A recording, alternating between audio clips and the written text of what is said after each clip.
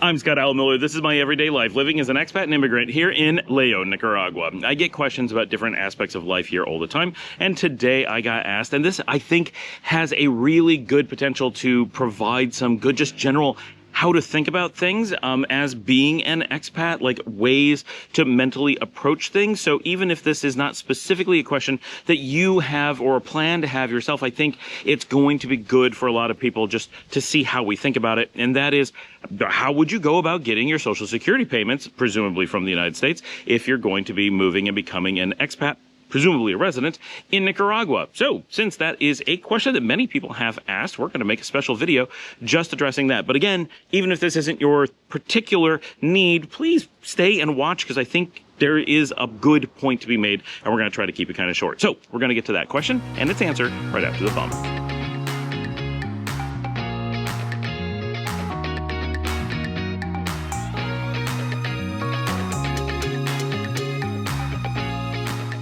Now, today's question is specific to Americans in some ways, but the thought process generally is not. However, there will be aspects of it that do have some role to play based on what country you are coming from. Americans do have a slightly different situation than most potential expatting locations, if that makes sense, such as Canada, because if you're going to be moving from the United States to most places, we have this very specific set of you are always going to be taxed and reported on no matter where you are in the world, no matter what you do, but we also have these automatic tax benefits, and then we have a Social Security process that's a little bit different than many places. Canadians who, for example, want to move abroad, and I hope I get this accurate because I'm an American, not a Canadian, so I often get schooled on this, but I do talk to a lot of Canadians, so I think I have a pretty general idea. If you're going to be living outside of Canada, you can either opt to not cut ties with Canada, so this is where it's different than the US. The US has like an automatic system and never considers it cutting ties. There's no negative connotation with any aspect of how you interact with the American system, unless you try to get rid of your citizenship. That would be, I guess, seen as a negative.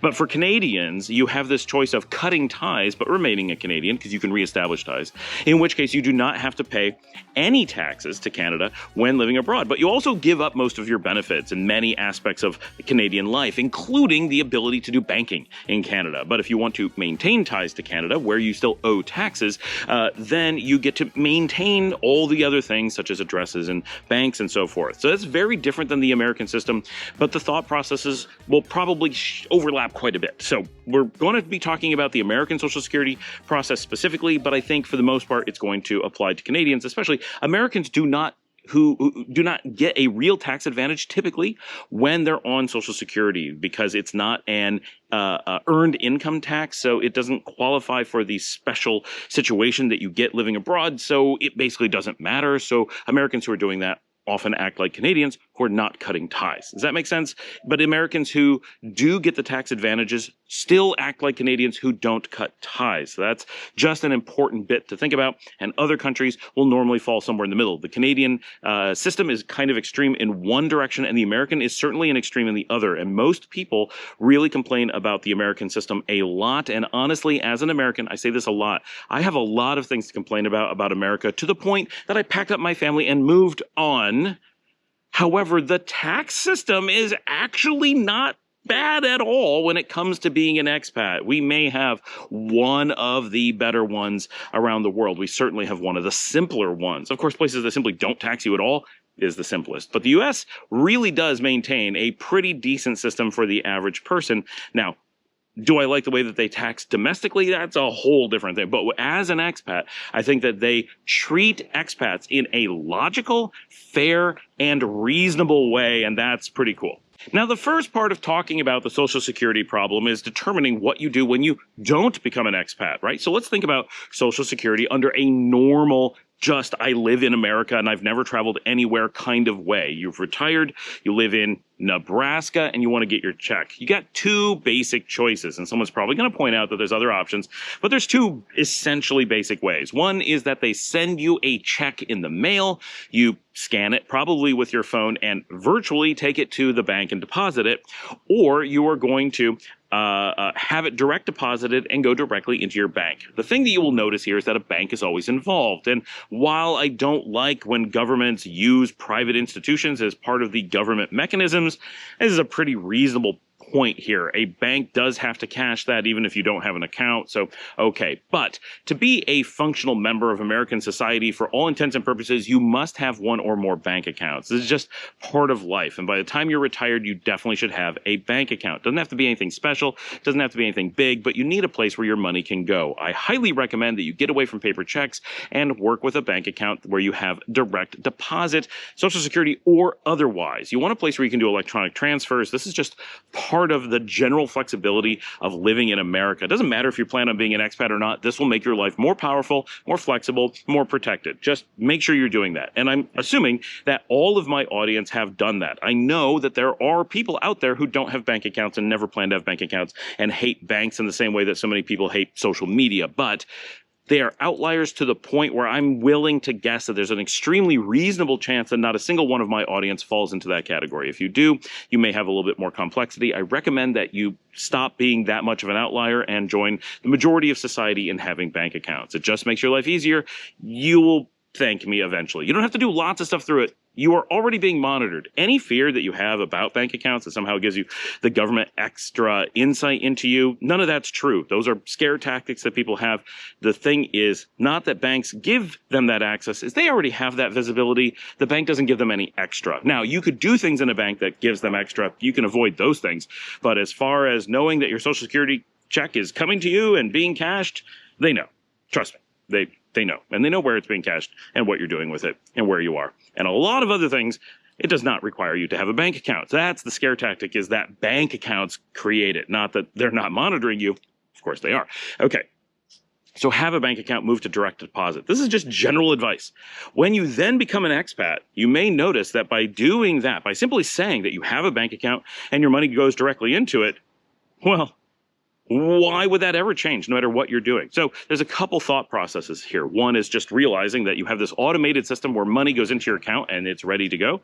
And the second is understanding that being an expat is, from a legal perspective, just a matter of being on vacation. You are allowed to travel as an American. Quite obviously, hopefully that sounds right. No one should be reacting like, wait, I can? But if you are, surprise, you have a lot of power to move around as an American. There's absolutely no obligation as an American to live inside the contiguous United States or within the states or within the territories or anything of the sort. In fact, the government really kind of prefers if you didn't. I'm not saying that they want to push you out or anything like that. I'm just saying that they're willing to give you pretty significant tax incentives, at least if you're of working age, to go and work abroad. And part of the reason that they love this so much, that we all love this as Americans, is because of our tax regime, which causes your income to be taxed worldwide. By moving outside of the United States, you're not giving up participation or membership in anything in the United States whatsoever. You are, in fact, doing the thing that the government wants. So this is very different than a lot of countries where you kind of leave them behind. Instead, you're more like an ambassador of America going abroad. That's how they've kind of promoted it legally and from a tax perspective. You remain completely American and functioning as a member of American society, no matter how little time you spend in the United States or how little interaction you have with the United States or how little you're thinking about the United States. They've made it that anytime you leave the U.S., you are simply on some type of undescribed, undisclosed vacation process. So this is a really important aspect of American society in general. Anytime you're leaving the country, you're simply on vacation. And that allows you to then apply vacation logic to anything you're doing abroad, right? So you're traveling and you're going to be a digital nomad, moving from country to country every few weeks or few months. Or you're going to go take an extended trip like people used to in the 1700s and spend 6 to 12 months in a new country or series of countries and then return home. Or you're going to move to Nicaragua and never go back to the United States. All of these things are still just vacations. Now, when we're talking to our family and friends, we'll describe them in lots of different ways. But when we're legally discussing them with the United States, we are simply vacationing or traveling abroad indefinitely. They don't need to hear the word vacation. They don't need to hear any word. They don't care. Are you inside or outside the United States? But you're still an American, still paying your taxes, still filing your taxes, still doing all the things you're supposed to do. You're a good member of American society, in good standing, helping out the country, doing what they want you to do. Thank you for your service. Okay, so that's all that's going on. So if you were going to go for the weekend to Cancun, or a week to the south of France, or a month to go, I don't know, volunteer to pick plums in Romania, In none of those cases would you question how you're going to deal with your Social Security. None of them are you going to wonder if you should close your bank accounts. None of them are you going to do anything weird.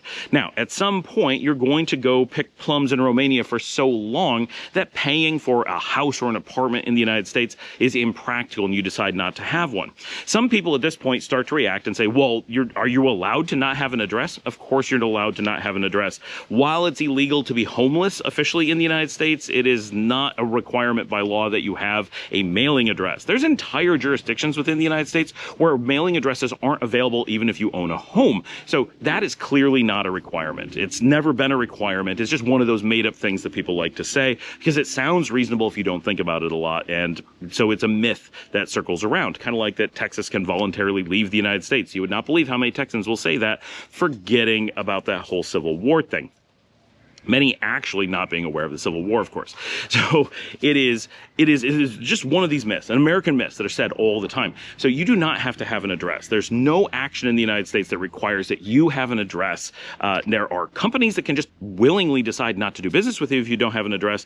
They can not do business with you for all kinds of nefarious reasons in the United States. So that's just part of private business in America. But the government, like the IRS and Social Security Administration, those things, they have no such option to ever consider giving you a free pass or cutting you off just because you don't have an address. Otherwise, no one would have addresses and not have to pay taxes, right? That would be a magical get out of tax free card that obviously does not exist. Even if you claim to be a sovereign citizen, you're not. It's not a thing, right? These are just myths that people play. They're pranks, right? That's really the level that it is. They're purely pranks because people think it's funny to get you in trouble. So you don't have to have an address. You don't have to have any of these things. Now, what is practical for most people is to maintain some kind of address so there's some way to send mail when they need to. If you don't, then you may have government agencies that require an address abroad for them to send to you somewhere. They do require some means of being able to reach you, and that's okay, but none of it affects anything. You have to supply how to be contacted. That's all. So if you have money coming into your U.S. bank, have that set up, and whether you're on a minimal vacation or a long vacation, that bank is still going to be there. You're not cutting ties with America in any sense whatsoever, at least maybe emotionally, but that's it. And even that, maybe only some people, right? Some people may stay completely emotionally tied to the United States. No reason not to, right? You're not necessarily, some people are leaving the United States because they want to get away from the United States, but some people are leaving because they just need cheaper living or have a job that requires them to. There's a million reasons why people might be leaving their home country. Very few of them actually involve wanting to cut ties at least an emotional level or a banking level or so forth. So when you move abroad anywhere, right, you are expected that you will keep getting your paychecks, your Social Security payments, your reimbursements from friends who you're doing favors for, whatever, are still going to go into a bank account in the United States, and that's the end of it, right? You don't move your banking to a new country just because you're in a new country. If you're visiting a new country and spending lots and lots of time there, it's completely reasonable to consider the possibility of opening a local bank account. Of course, that's okay. Nothing wrong with doing that. But nothing about opening a local bank account requires or suggests or implies that you would close your bank accounts in your home country. That should realistically never happen. Somebody has this outlying situation where they really are cutting ties, or they're giving up their citizenship, or they just really, really emotionally are unwilling to have any ties whatsoever to their home country, and they will cut off those things. Or like you're a Canadian and you want to get the tax advantages and you're forced to. Understood. But when it comes to things like still getting Social Security payments, don't make those burning bridge decisions. They're almost always completely emotional, either out of confusion or some kind of anger. Don't let those kinds of emotions, especially not confusion, drive your decision making.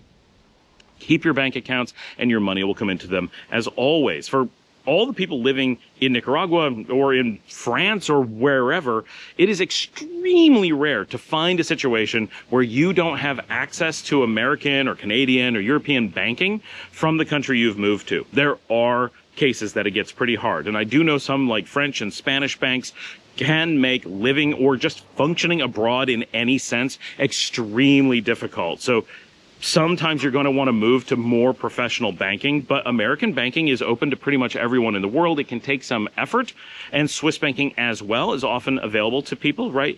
So there's generally options, and it doesn't require a ton of wealth, just some research and putting in some effort. If you are coming from a European country that's simply going to punish you for spending so much time abroad that you need to start accessing your bank from other locations, that's just bad banking. But move on, move to more robust and serious banking infrastructures. That's something we can talk about in another video. But if you're an American, there's no reason, I don't know, a single country in the world where you can't get access to your American funds. I would guess some places like North Korea, maybe Iran. There are places that I would not be surprised to find out you can't, but I've never encountered ones firsthand. I've never had anybody experience that. I've been to Africa, South America, we've been to Asia, all over Europe, right? We've traveled extensively. We've lived extensively in places. I've worked places that I've not done other things. And I've never been in a situation where I didn't have access to my U.S. funds and banking infrastructure. Some places are easy, like Nicaragua, where you basically don't notice you're outside the country at all. Some places are hard and you have to track down a special bank branch that happens to have access to what you need. That's the rarity, but you still have access to it. Again, never been without access.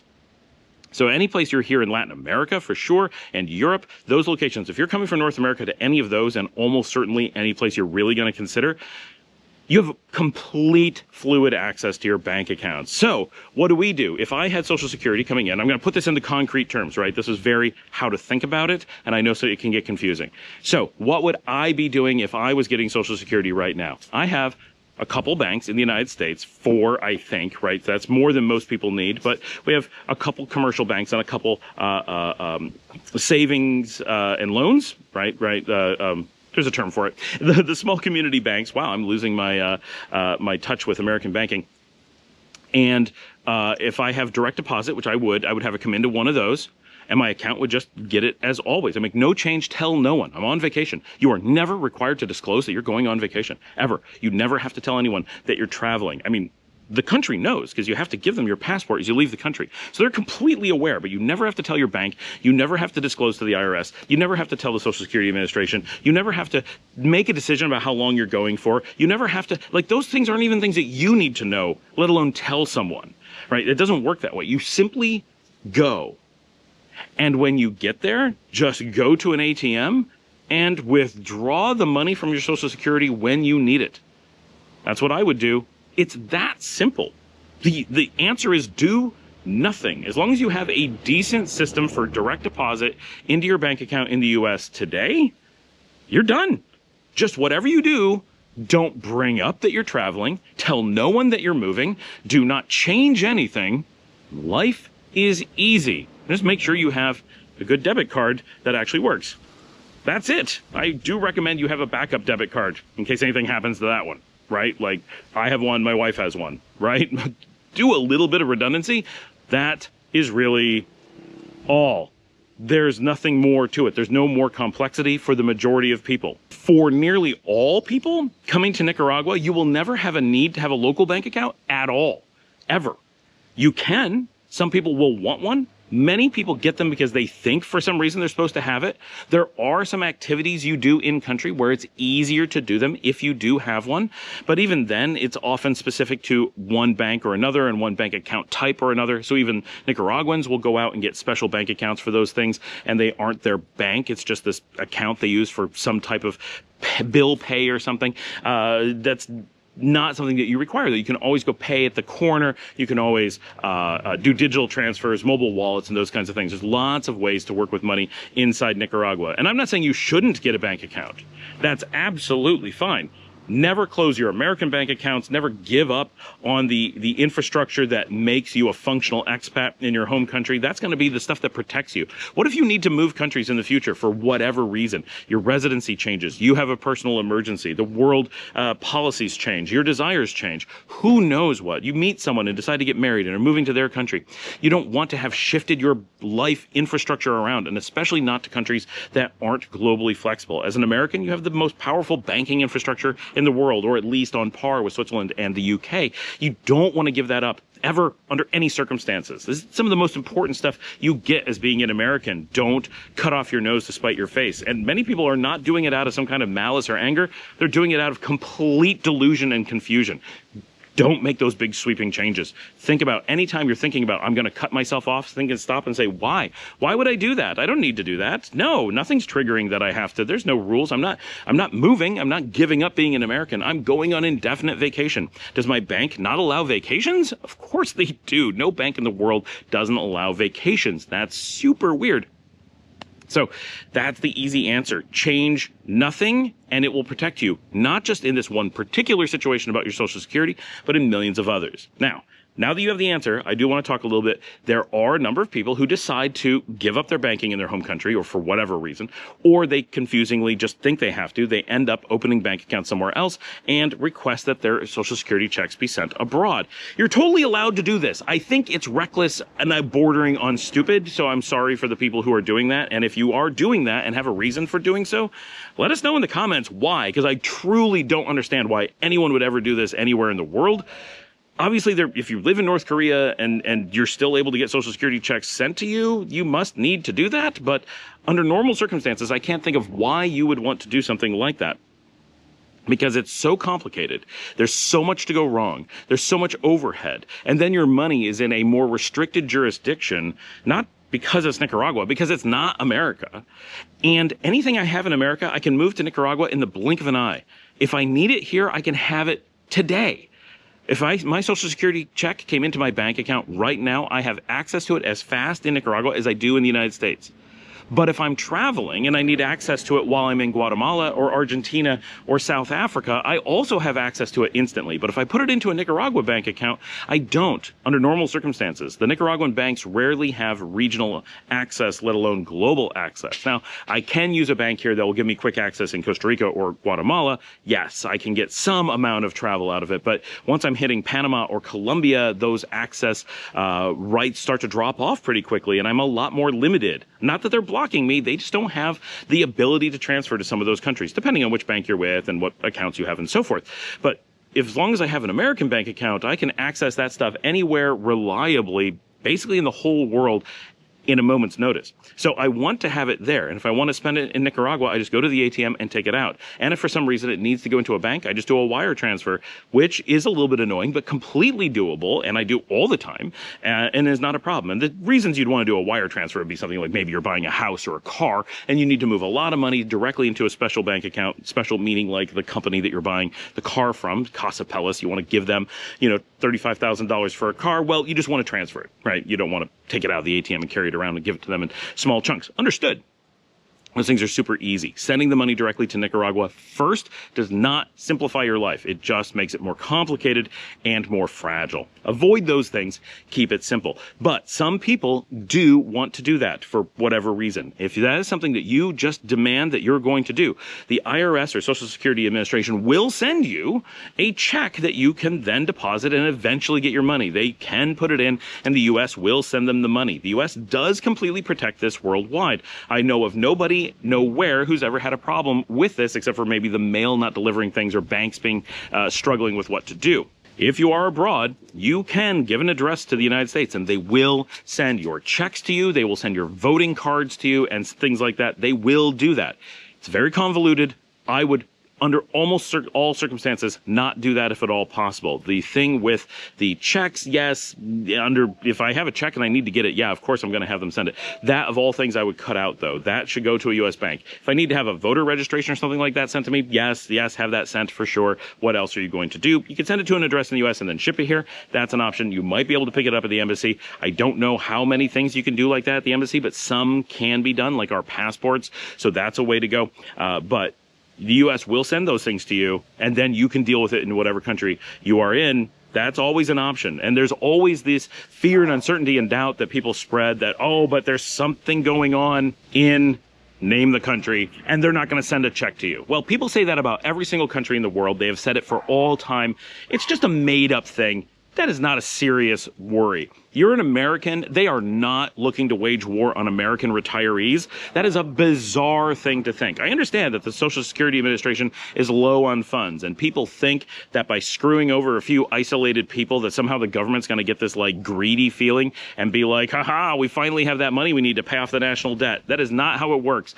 All of America's retirees together do not make a drop in the bucket to the national debt numbers, and it would create a complete collapse of American society. And the last thing you want is to create destitute retirees who are now returning to America and creating a bigger disaster. Just send them their checks. The United States government, while sometimes crazy and often doing things we'd prefer they didn't, is not actually completely insane. They are not looking to set their own financial futures on fire and destroy their voter base, to destroy their support, to destroy. They need those things to function, and they know that one of the best ways to create real chaos where people are going to overthrow their government is by messing with people's Social Security, because everybody who is still alive is affected by them trying to take away Social Security. That is not a thing that goes over well.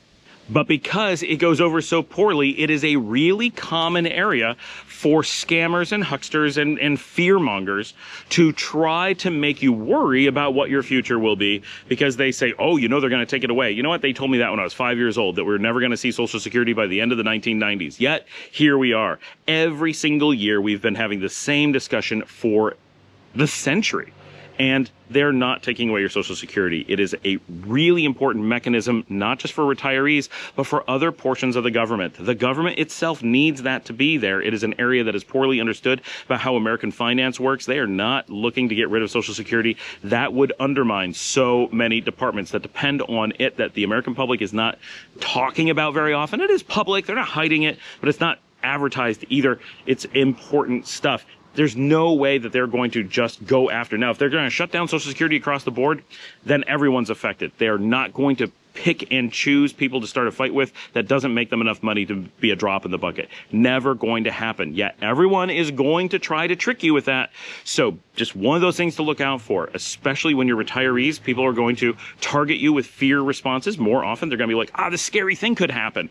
Yeah, could happen. That's just a thing you say when you know there's no reason to say it, right?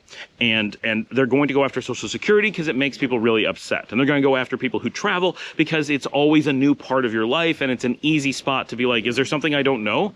No, it's just made up stuff. Don't worry about it. Like, yes, if the entire Social Security mechanism collapses, I won't be 100% surprised, but it will be an all or nothing thing. It will be the biggest news ever, and the more that it might collapse is the more that you need to move abroad where your cost of living is lower. So don't worry about that. Keep things simple. Think of things in the world of just being on indefinite vacation. Don't burn your bridges. Don't give up your access to things in the United States just because you're moving abroad. Don't let the English terms that you use to talk with your family and friends and say things like, I'm living in Nicaragua, change what you say to the U.S. government and officially, because you are not officially living in Nicaragua. You are officially on indefinite travel and vacation. You are still an American. You're burning no bridges. You're not giving anything up. You're maintaining your infrastructure, and your life will be simple, flexible, and safe. Thank you for joining me. Like and subscribe. If you'd like to help support the channel, you can buy me a coffee at buymeacoffee.com/Scott Allen Miller. We also have a join button for those who want to give $5 a month to just maintain the channel. There's no special benefits other than that warm and fuzzy feeling that you get and I get. As always, you can watch another video, tell families and friends, watch our live streams on Thursdays, and I will see all of you tomorrow.